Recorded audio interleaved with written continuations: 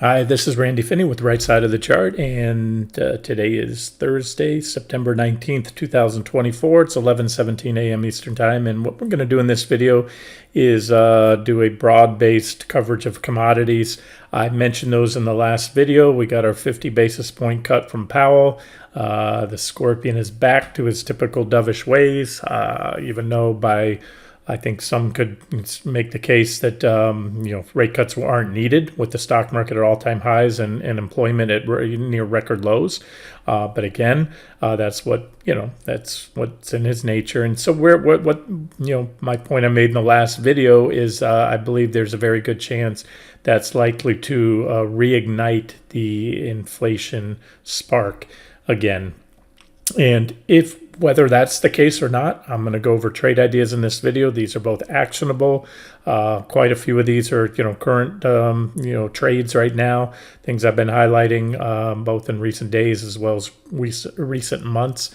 And what I'm doing, I have a watch list of commodity ETNs. I'm going to go through there in no particular order. I don't have it sorted by groups. In other words, ag commodities, they're going to pop up, wheat here and then natural gas there and gold or crude oil.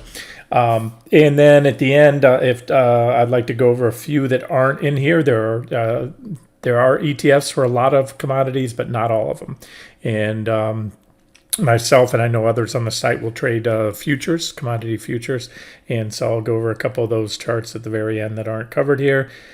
And then lastly, time permitting, I'd really like to, if I can get to it, if I don't run out of time, I meant to cover my volume indicators and show you some volume patterns in the stock market recently. It's something I noted yesterday, and I put a mental note to cover it, and I even mentioned in today's earlier video I'd get to it, and I never did. Otherwise, I'll just roll that to the next video. It's not anything that's super timely. Again, the markets are broke above the trend lines right now, and unless that fails, I'm favoring more upside in the near term. So let me get to the commodities, and then we'll see how long this one goes. UNG, I've covered this one quite a bit, and as well as an update for you this morning. Got an uptrend line off the lows right there. What I call a potential uptrend line. Why do I call it a potential uptrend line? Because technically you have three. Well, there's really now four. You had three reactions here, and this makes a four. So yeah, you do have a legitimate uptrend line already in UNG. And as per request on the site yesterday, folks asked they like the suggested stops. I give you a tight stop there and a little bit wider stop there. I mean, if you're swinging for the fences, going for a big move, that doesn't come until we break out. We've been in this trading range.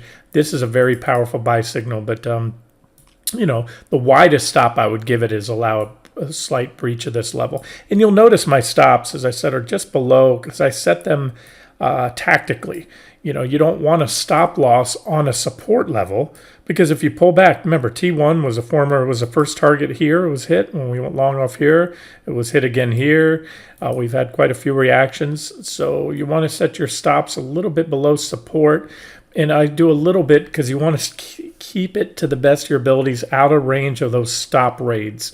Those engineered stop raids that go down, they know where the stops are going to be. If you set it too close to a support level, they get you. So you set it, out of reach of that. I always say if you can do it based on both a time criteria, wait for a solid 60-minute or even 120-minute candlestick close below that level, that prevents those intra-period stop runs followed by the reversal, because that's what's most common.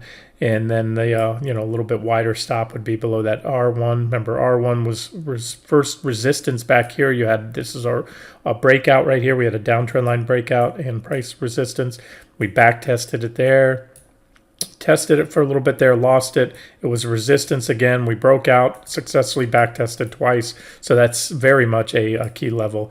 And if we take that out, then, minimum we're going to the bottom of the range. And we probably then, just the way they do things, is they'll probably take it down, make a marginal new low to blow out the stops. And remember, natural gas is there's no there's no hard floor on it. Technically, it'd be zero, but that mean they'd be giving it away for free. And so, it's at the lower end of its long-term price range, not the very bottom, but down where it's pretty compelling because we're still in an inflationary environment. Let's not forget about that. The rate of inflation is abated, and again, most of you probably know this, but when they tell you we're down to 2.5, whatever the government tries to tell us, that's the increase. That's the current rate of increase. What already happened, the vicious inflation we had since COVID is done. That's locked in. Those prices are there. We'd have to have severe deflation to get back to anywhere where we were. So we're still at elevated prices, and you can look at crude oil. We're going to get to that. We're going to look at crude, natural gas in this video. Gasoline, things like that. So anywho, I don't want to spend much more time on this. Just to, again, reiterate, this is that recent trading range in purple there. That's a pretty powerful, when we get a solid break above that level, anything but a failure, breakout will be taken on face value, especially if it's impulsive. And at that point, we'll probably quit these shenanigans here, this back and forth. Natural gas, once it starts to run, it picks a trend. I call it a trendy little sucker. It's usually full throttle up or full throttle down, and that's what I think we'll probably see if we can break this consolidation pattern here, potential basing pattern. So enough on that. I already covered it with the futures for you. And just to keep the video short, I'll just stick with the ETNs right now, unless there is a commodity that doesn't have an ETN or an ETF.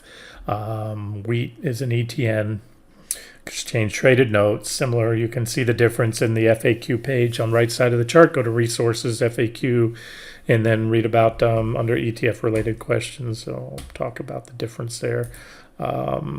So you have wheat, recently put in this divergent high, but it's coming off this big divergent low. So these little divergent highs, like this one here, we had, it's not marked now on the chart, but a little divergent high there after the breakout, and that divergent low, that sent us back down. But we've been building big, this kind of overrides. And again, that's the 60-minute chart. So same thing here. You have support right here.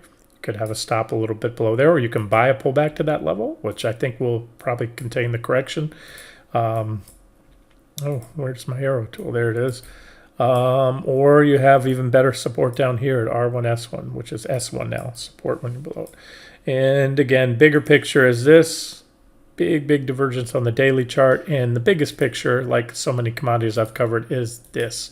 That peak back here, bear market ended right there with a big divergent low. We had, by all accounts, was the initial leg up right there, new bull market. Wheat came down. I think spot is above the previous lows. This is an ETN. Does a good but not perfect job of tracking. You don't have a lot of options if you don't trade futures. Short of storing a bunch of wheat in the silo in the back of your barn there, you only have an ETN to trade if you want to directly trade it, if you don't trade the futures, which are CW. But again, big positive divergence, just no different than you had back here at the low, followed by that big move. And so once wheat gets going, it looks good. Next up, GCG is a broad base. That's Wisdom Tree Continuous Commodity Index Fund. Not one of my favorite. I have others that I like better. I covered earlier for you today in the previous video, and I'll cover again. But I just point out that these, just check if you're going to trade it. Any of these, I haven't updated this since 2019, but check your weightings and see what the weightings are, so you don't overlap. If you are trading natural gas, crude oil, gold, anything individually, live cattle, lean hogs, whatever, just make sure you don't have a big overlap there. But I'm going to move on just because that one's not one of my favorite. But I will point out we put in a big divergent low there, and breaking above this little downtrend line right here, and this 1982, 2142. These are all the next targets there. DJP, I like this one a little better. It is an ETN, as I covered in the previous video. and I've been harping on this one quite a bit at these divergent lows. Just, every time we get down here, tell you it's objective long at this 29.32 support. And so far, we've had some nice rallies off that level. Most recently, we've broken above this downtrend line, broken above the $31 price target there, which was the first target. And that should open the door to these additional targets there. DBA, this one has been one of my favorites. I've covered this quite a bit. For a while now. I mean, again, same thing. If you look at the long-term story on it, back like everything else, we had a big peak in commodities back in around the time of the financial crisis, late 07 or early 08, set us up in commodities into a pretty vicious bear market that ended when the stock market bottomed when COVID hit. And from there, by every metric that I can use, including downtrend lines, primary downtrend line, higher, all the previous reaction highs being taken out. This sucker is in a new primary bull trend, with this just being the initial leg up, followed by the first corrective wave in a bull market, and we're off to the start there.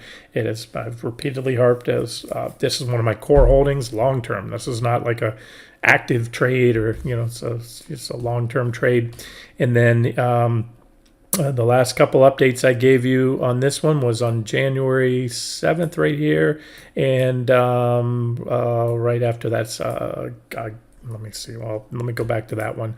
That was I'm sorry, January 7th. Got that July 2nd, and then I updated one more time after that. And in this video, you can see here I put on the captions, highlighted here around this 23-ish support. I'm telling you, it's a broad-based agricultural commodity ETFs. Okay, so different from DB, DJP, and some of the other ones. Those are broad-based commodity ETFs that have all of them in there. Industrial metals like aluminum, copper, precious metals like gold and silver, agricultural commodities, cows, hogs, wheat, corn, oil. Now, this one is only an agricultural ETF, so that has just your ag ETFs, live cattle, soybeans, sugar, corn, cocoa, wheat. It's everything. I've covered it before, so you can look at it. But back here on July 2nd, I highlighted it as another objective long entry here around this 23-ish support, and I went on to say, as you can see in the captions, that we were almost there. And I drew the line. We're at the previous lows, but as you can see down here, I highlight this 23 support as a really nice support, and that's exactly where we went to on the most recent dip. I'll get to that in a second. Let me just jump forward about the 45-minute mark here. And then I also highlighted it on the weekly time frame right here. And you can see I had it even better support on the weekly at 22.91, and I'll just let it play. You can see my scenario arrows there. Again, this is from July 2nd. Let's go to today, and there it is, guys. This is long-term swing trading. We went down from there. We were right about here. We hit it almost to the exact button right there. You can see, zoom in, look at that. We parked the week. We had an intra-week break, parked the week back, hammered off it. We hit that level and rocketed. And so if you bought it there, or even back then on that July 2nd, like I said, we were close enough then. That was right there on that video right before that. So it only had another 1% downside to that level. And then we hit it, and that's kind of like a, heavy all in there. And you're up 12% so far. And that was just, I'll go back to the daily chart there. That's it right here.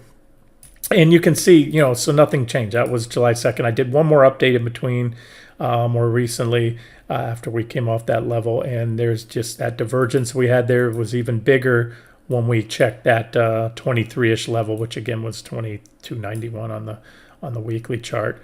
And looking good. So what we need to do now is take out this previous high and this previous high, and it should be off to the races. We're getting a little stretch, but I don't see any divergence or anything like that. And again, the whole point of doing this video is, where, do you put all your money in commodities? No. Do you put them all in ag commodities? No, absolutely not. It is one asset class, but it's a way to diversify, and the risk reward seems a whole lot better than the stock market. I've given you my targets. I have limited upside that I'm looking for on the S&P and NASDAQ 100 now that we took out those trend lines. So the risk reward, there's not a lot of reward there. And then the risk of a sudden reversal if we fail, fall back in those levels.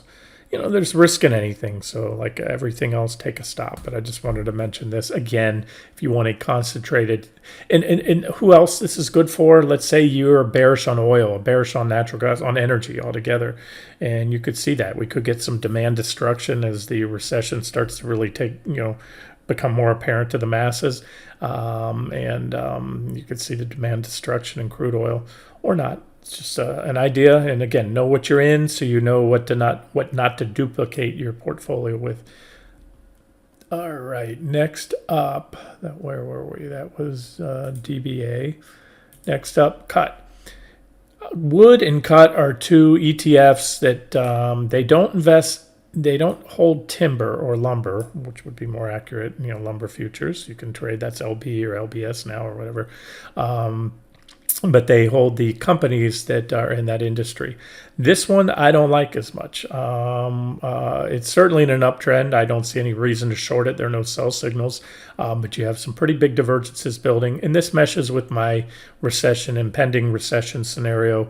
And I think once the recession is underway, you'll see lumber prices collapse and start moving lower. And then ultimately, then that affects the profit of these companies. These are, forestry and paper companies, such as WY at resistance now. By the way, put in this divergent high, got shot down pretty hard, and well off the highs. PKG, Packaging Corp of America, divergent high. I won't go through all of them. I'm just kind of highlighting it to you as a sector in the commodities arena. Or related at least with these companies that this one I'd be looking to short for the reasons I said. It's holding a economically sensitive, or their profits derive from economically sensitive products, i.e. timber for construction and home building, as well as paper and packaging. Of course, in a recession that'll slow down as well. International paper right there. Big old divergences building on these guys. So like I said, no sell signals yet, but just I wanted to point out one sector that personally I would pass on for now. I just thought charts don't look good to me. And at some point I might be shorting that. Moving down, like I said, no particular order. Next one up is Cane, which is a sugar ETN. Beautiful, look at this. Nice, beautiful downtrend line. My apologies for not sharing this one earlier. It fell off my radar, or I would have certainly shared it with you. It's my type of pattern. Yeah, I was following a divergent low up to this point, but I didn't have I didn't see the breakout. I didn't have an alert set, and just a beautiful, my type of pattern. Bullish falling wedge down to support right there. Breakout was impulsive. Everything you want to see, and again, this is what's happening. This is what a pivot to the Fed. Remember, just in the last week or so, we went from the 25 to 50 basis point probability, strong chance that we'd get a 50 basis point cut. So I'm showing you, in the mind of my mind, as well as I think some smart institutional investors saying, you know what, Powell's cutting at a time we really don't need to cut, especially 50 basis points. He's trying to be he's just going back to his old ways and given, returning to the easy money policies that kicked off the inflation spiral a few years back. And it's just the start of it. So either way, take it for what it's worth. It's the charts. That's my fundamental reasoning, logic, opinion on the rate cuts, but these are the charts. And now, do you buy this one here? It's coming up on my first target, 13.18. Probably going to have a reaction there. But I wouldn't short it either. It just broke out, and you can wait for either ideally would be a pullback off that level, maybe come back, fill this gap right here or something, or some consolidation first and then a breakout above that 13.18 resistance to the next target, 14.19. And remember, guys, if I am correct, go back to long-term charts. These guys are they're in an early stage. This is all 110% bull market action. This is a bull trend. It has corrective waves, but it's making higher lows and higher highs. And when it was in a bear market, it was making lower lows and lower highs, right? Right, simple stuff.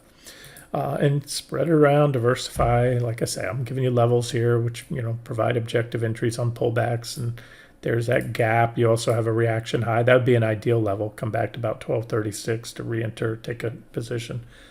Next up, corn. I've been covering corn quite a bit lately. I'll just stick to the daily charts here for now. I've given you a lot on the 60-minute charts. Big divergence has been building for a while. Divergent low, breakout of the bullish falling wedge, just moving higher.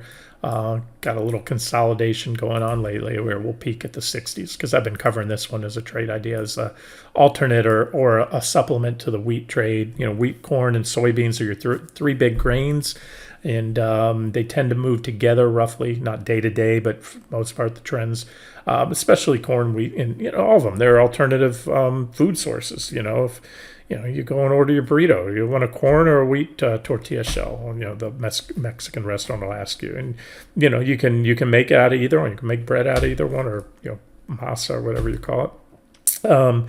You can feed your pigs or cows if the price of wheat shoots up through the moon because Russia invades Ukraine, and you were dropping wheat into your feeder for your pigs. Give them corn, give them soybeans. So anyways, these are alternative sources, so they tend to kind of move together, and and they each have their own unique charts. So corn, like I've been telling you lately, has to take out. It's been looks good, broke out. We had a bullish falling wedge breakout. It's a long trade idea currently. It needs to just break this 1819 first target, and then it'll go to the next target, 1848. If and when it breaks that level, it should go up to 1941, et cetera, et cetera, et cetera. And then just don't forget the long-term, bigger picture. And don't get married to it. The only guarantee I'll ever give anyone on this site is I will be wrong. I'll be wrong a lot.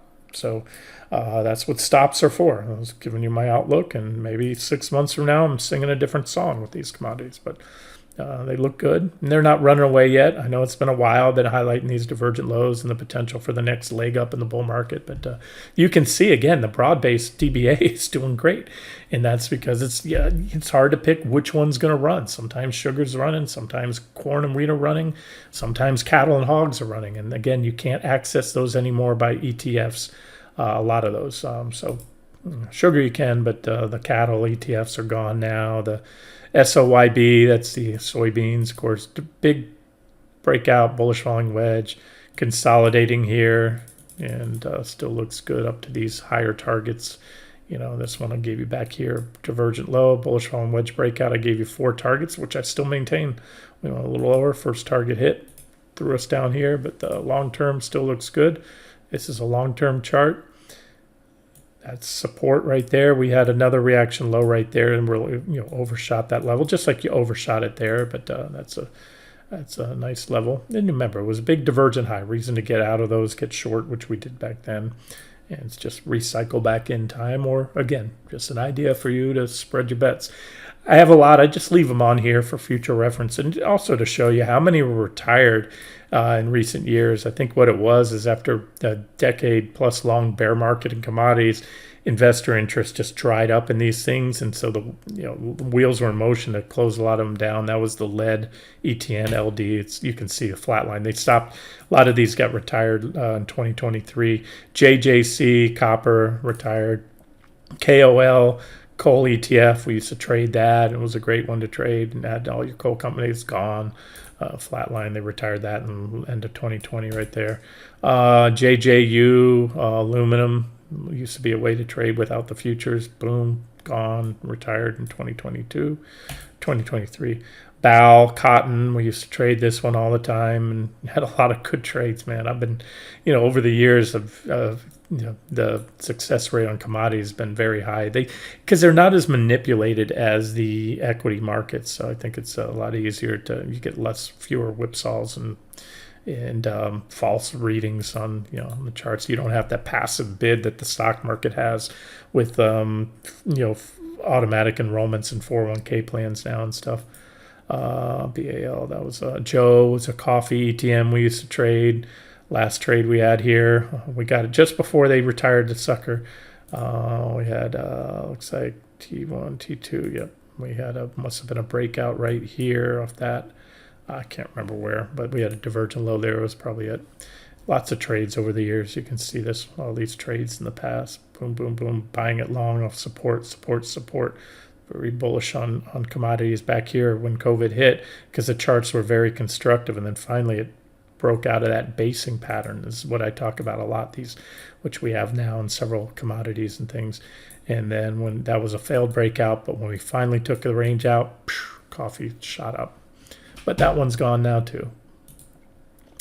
Cow, another one gone. You used to be able to buy this if you wanted to live cattle, lean hogs, that kind of stuff. Retired again. I think they did it just too late at the wrong time.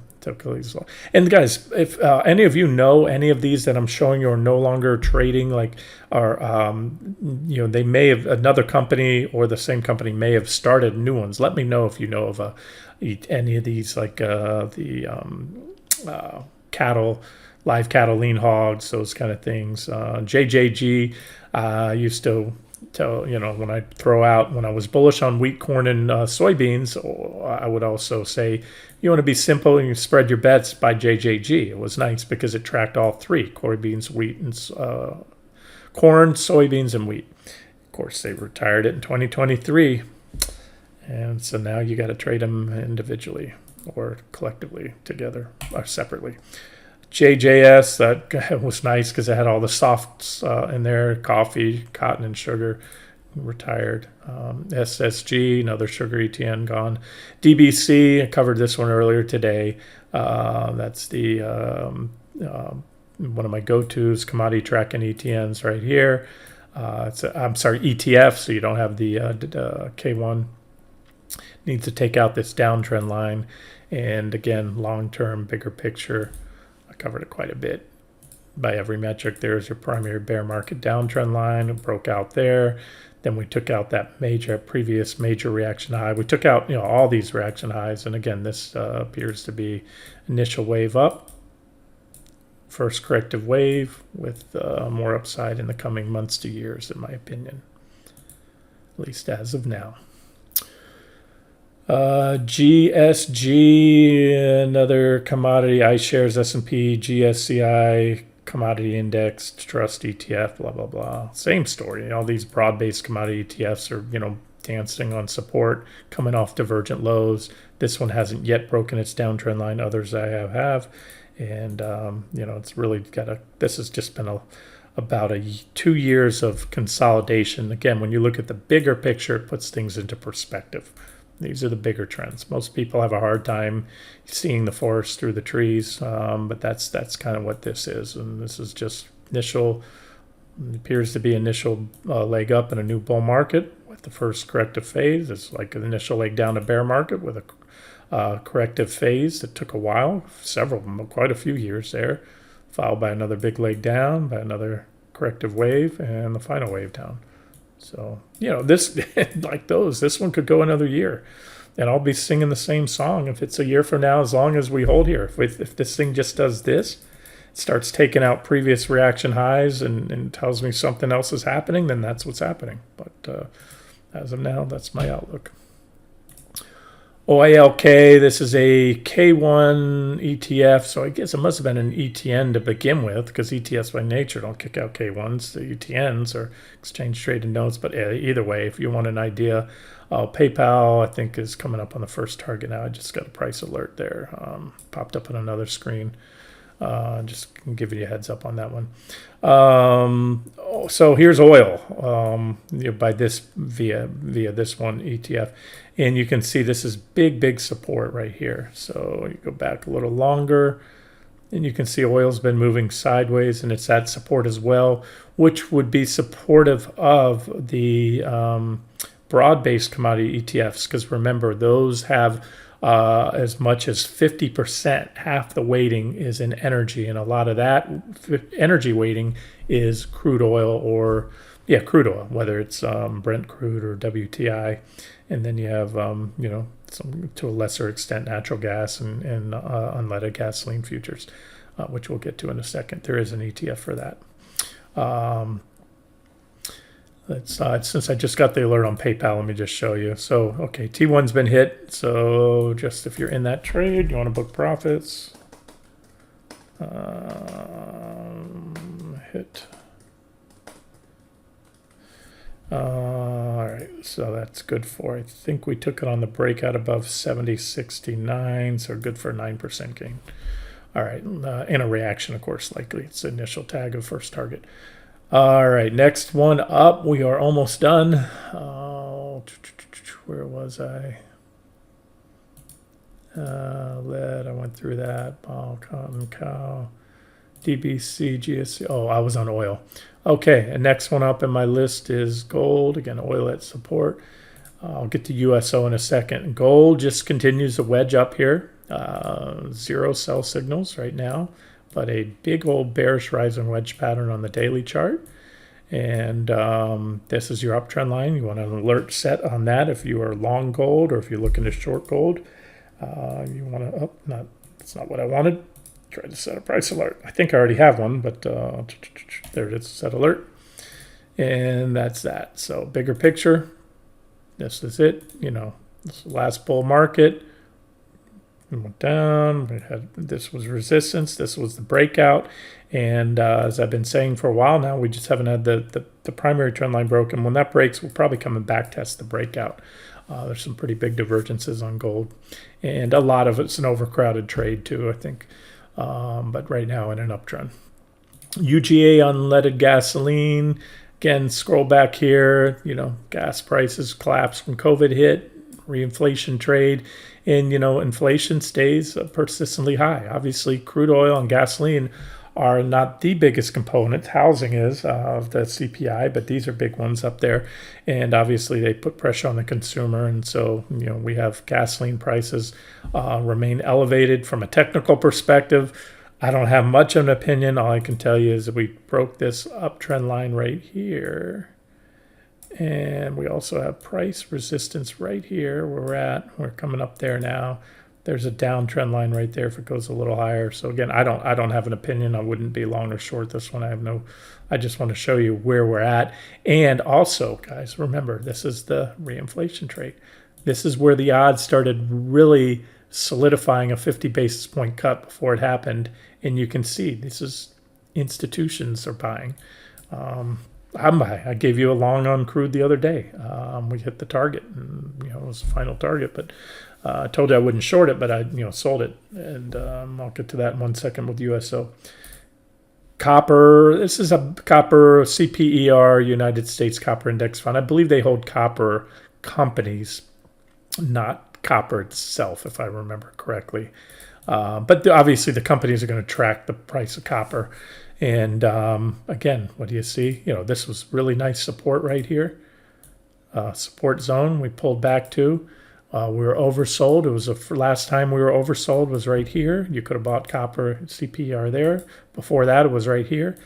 This is, you know, I'm not trying to oversimplify it, but I'm circling all the oversold readings in a bull trend. This is an uptrend, right? Since here, all right, you know, you're making higher highs and higher lows, right? And simple stuff. And we're just coming off that. So, you know, other time we've hit that, you can look where we went. I'm just going to show you. We hit oversold there. We had that. Then we pulled back here. We had oversold. We got that. Right here, we hit it again. We got that. Then we hit it again here. We got all of that, really. And then this is the first time there. So you can see what's happening. So Powell's hands are tied. He doesn't know it. I think he, or whatever I think is irrelevant. But I think at best he should have cut a quarter point. You know what? The recession is inevitable too. So a 50 basis point ultimately will be needed. He's trying to front load those cuts. But again, let's just talk about, you know, how to benefit from what he's doing. PPLT, platinum, again, you can see platinum's had really nice support here. Was highlighted here with that divergent low. We rallied and came up here. And then so more recently, we have this uptrend line forming. It's not super well defined, and I don't have a strong opinion on it right now. We're in what I call technical no man's land. I just wanted to kind of update it there. In the 60-minute chart, we put in a divergent low recently. That was a catalyst for this rally. Yeah, I don't have much of an opinion right now. USO, There's where we went long the other day. We went long on a breakout above this wedge. We hit T2 right here, pulled back as expected, and we went. We've taken it out now, and that's bullish. Like I said, I didn't care to short it. Just wanted to get out. The last trade we did this to this, I believe it was. We shorted here somewhere, covered.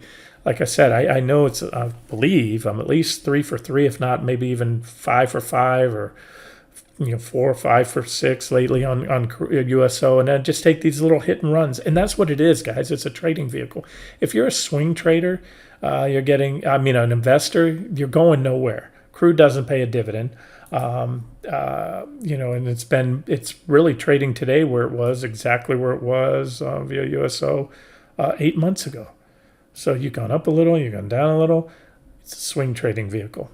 So, and I will let you know the next objective entry I see or trade, whether it's long or short. But again, I want to talk. This is going to be talked about soon. The more this goes up, they're going to talk about what I'm saying now. I haven't heard a single person say it. And again, I don't watch a lot. I turn on the TV just to catch up, but I read a lot of articles in my news feed, follow it.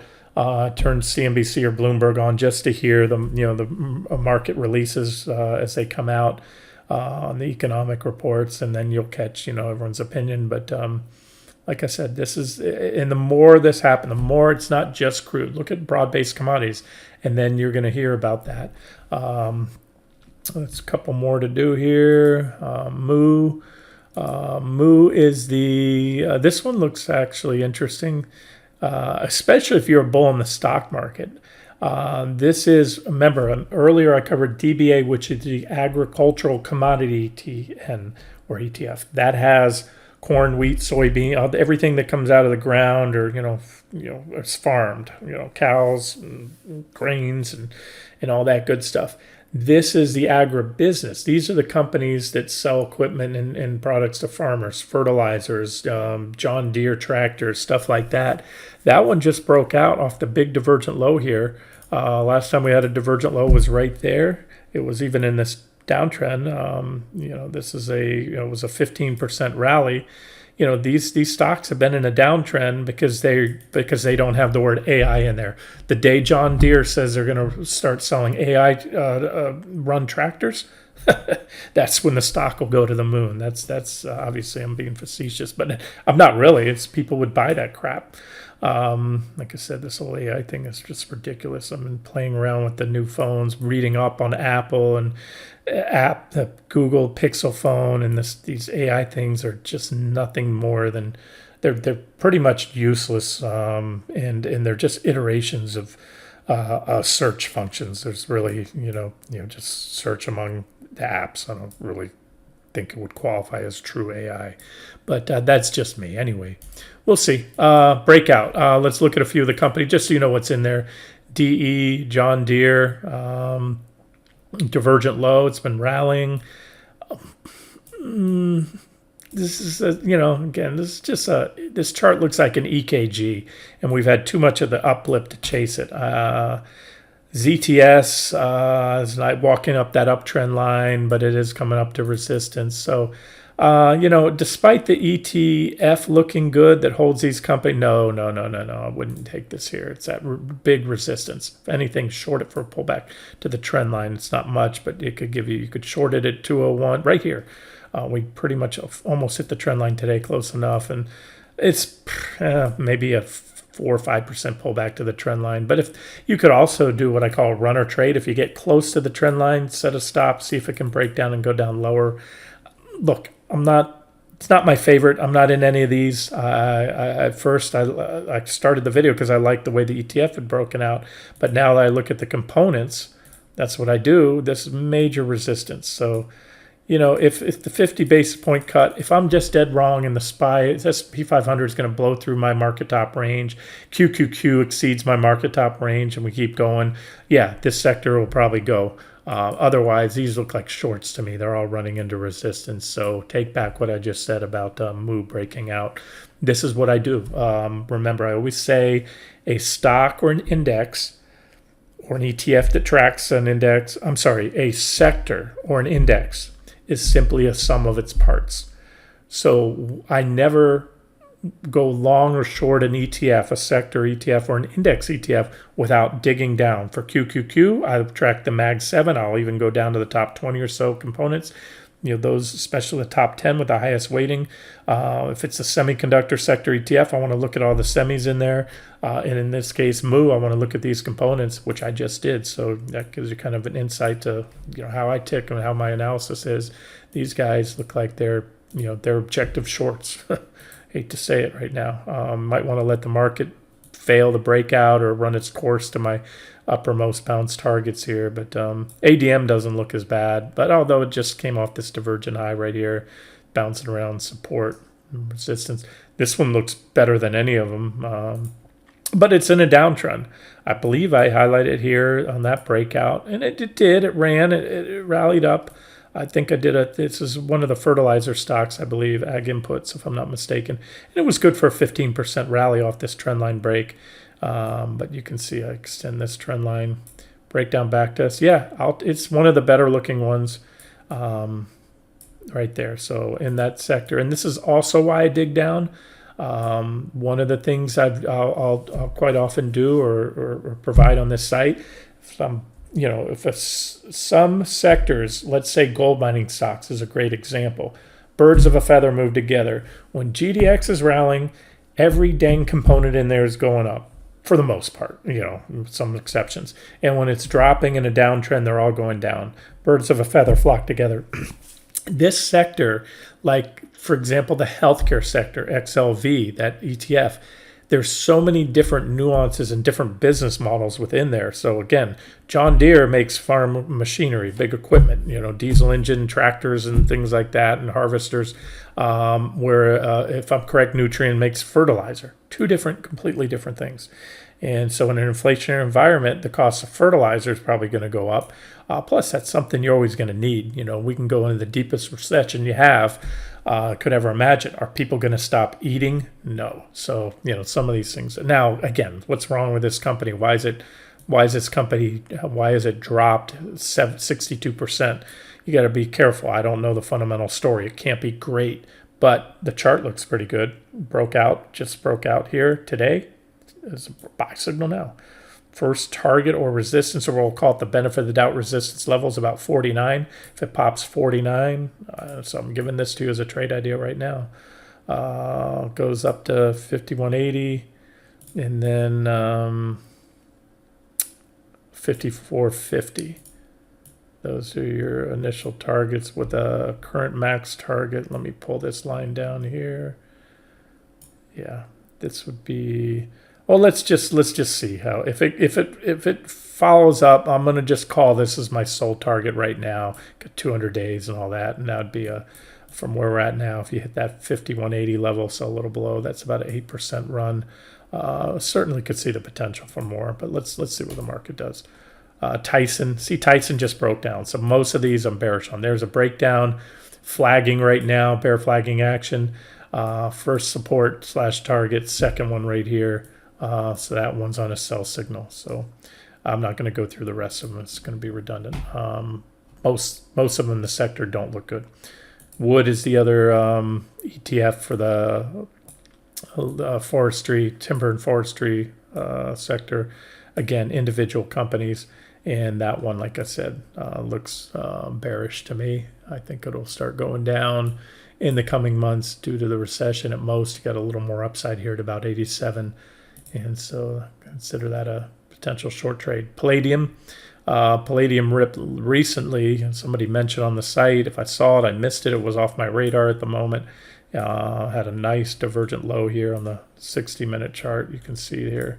That line goes there. That one goes there. The divergence got even steeper, and then boom, nice run up, but right into resistance. This is a level I've had here for a while. It's where we put in the last divergent high. And more importantly, it's got this big potential basing pattern here, right there. You can see in purple. So you're at resistance right now. If it can break that level, that should be bullish. It's got a big divergent low. And so that's that. Yeah, I won't have time to cover the low volume or the volume patterns on the equity market and the leading stocks in this video. I'll have to do it next one. I'll just cover a couple other things that I didn't get to cover before. This one, GF, I think this is feeder cattle, if my memory serves me correct. Some of these obscure future contracts. Yeah, I trade these occasionally. But this one looks good. It's coming off that we had pretty much equal lows there. Big positive divergence. It's been diverging since this point. And resistance right here, which it just broke today. So that should take us up here, 245 and then 249, about 30. And a downtrend line comes in. That's the 6-month, 2-hour chart. And when you look at a yearly or 18-month daily chart, you can see that's that same resistance level there. So that's where I had it going up on that 2-hour chart I showed you right here. There's a primary downtrend line. And again, here's my common theme, guys. Look at all these things taking off here. Powell's juice in the market again with easy money. And I think, it may take a while for the market to realize this. I call the right side of the chart. I'm trying to look out ahead. This is, I have a big margin on the charts. A lot of, the chart technically ends there. That's where price is. So I always that's why I have these pretty wide margins. And my job is to take what I see on the left of the chart and predict what's going to happen on the right side of the chart. And so once that starts to happen, it's an incremental thing, but you'll start to hear about it. The bobbleheads will start to talk about it and how, why we're getting rate cuts with the stock market at all-time highs and the job market, unless the job market really starts, and it will. It's already started to roll over, but it hasn't reached that point of acceleration. They're watching these weekly jobless claims, and that's been kind of benign lately, but unemployment has been ticking up. So either way, I'm just sharing trade ideas. Take them, don't take them. It's up to you. ZS, I've already covered. That's soybeans. I covered SOYB earlier. Remember, I had this divergent low right here. Divergent low, we had a breakout, and we broke above resistance, and we broke above the secondary trend line. These are the targets that I gave you, and I still maintain. We have this little period of consolidation. We need to break above that, and then that should run us up to those deeper targets. Okay, we already looked at feeder cattle, and these are live cattle. So it's safe to say the cost of a hamburger might be going up soon. This was a divergent low. This is a 6-month chart with 2-hour candlesticks. Look at big positive divergence, building, just like you had negative divergence that marked the high. You had divergent low there. You got a counter trend bounce, and a much bigger divergence. You went on to take out the downtrend line recently, broke out, back tested it, and you've been walking your way up this uptrend line. And right now it's testing the 181-200 resistance level. If it pops that, which I suspect it will, then the next stop is 183.67 and maybe more. Last time we had a divergent low here on this time frame, we got all of that. So it's wouldn't be surprised to see something like that again. And last but not least, let me just cover gold and silver. I hit on GLD on the daily chart. The ETF, these are gold futures right here, and what I can tell you is it's not big, but it is negative, pretty steep divergence on this recent high, post-Fed high there.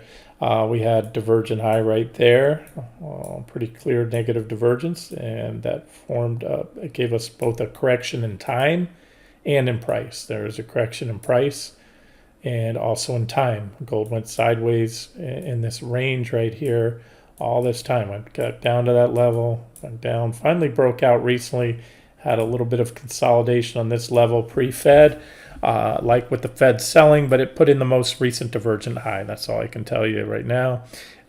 Could go higher. The divergence could certainly build if it wants to go a little higher or not. Again, that's all I can tell you. Divergence is not a sell signal, but what would be if we come back down here to and take out that 225.71-ish and uptrend line support level, that's going to be a sell signal on gold.